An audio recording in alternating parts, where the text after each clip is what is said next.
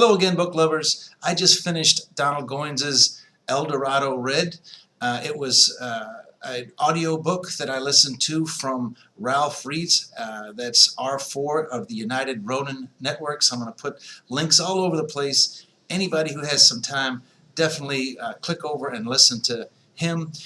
I don't normally do audio books, but in this case I did, and I'm really glad I did. He provides a rich baritone delivery, a very dramatic reading, and it took what otherwise would have been some pretty boring time at the gym and made it much more enjoyable.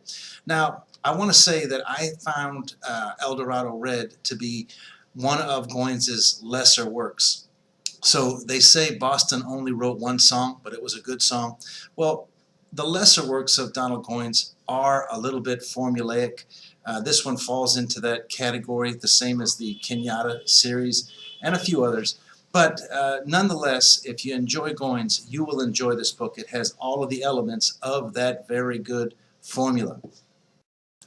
So I was really happy when I found the United Ronin Network, because I did a re-listening to Black Girl Lost, which was the first Goines book that I ever read, and just by serendipitous chance this book came out, and it's one of the few that I have not read. I also don't believe any of Goines' books, except for the comic book version of Daddy Cool, has ever been digitized. So if anybody is aware of a digital copy, please let me know. I'd really appreciate it.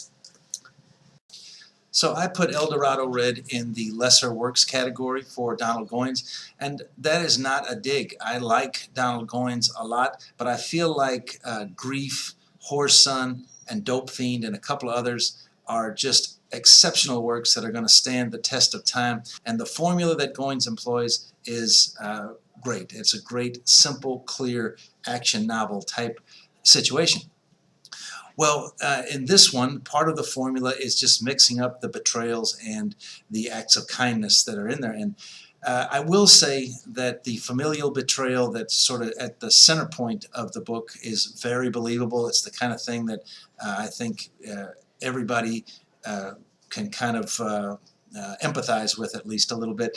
The final in the final act of the book, there is an exchange where one individual gives himself up basically for life in prison, and the other one pretty much walks and gets a huge amount of cash from Eldorado Red, and I just couldn't get past that hurdle. So my experience there was not the norm for Donald Goines, but Eldorado Red is definitely worth a read. It's definitely, if you're going to be spending time at the gym and or wherever you're driving, and you want a good, clean adventure story to listen to, definitely get a hold of this one. Go to the links that I've provided all over the place here, because Ralph Reeds puts on an outstanding show.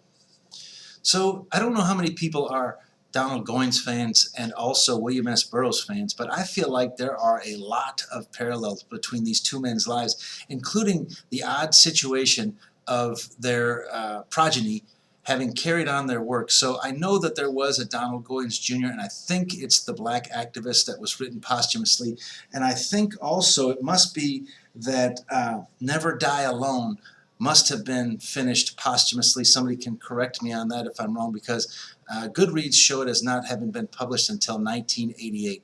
So I don't know. Now I will say I have a real hesitancy for that, because with William S. Burroughs Jr., he wrote a book called Speed, and then another novella called Kentucky Ham that were bound as one, and I went out of my way to get it, and as you can imagine, I was deeply disappointed. Now, if your father's whole shtick is that he was a junkie and he wrote about it, you know, maybe that doesn't bode too well for you. And of course, William S. Burroughs Jr.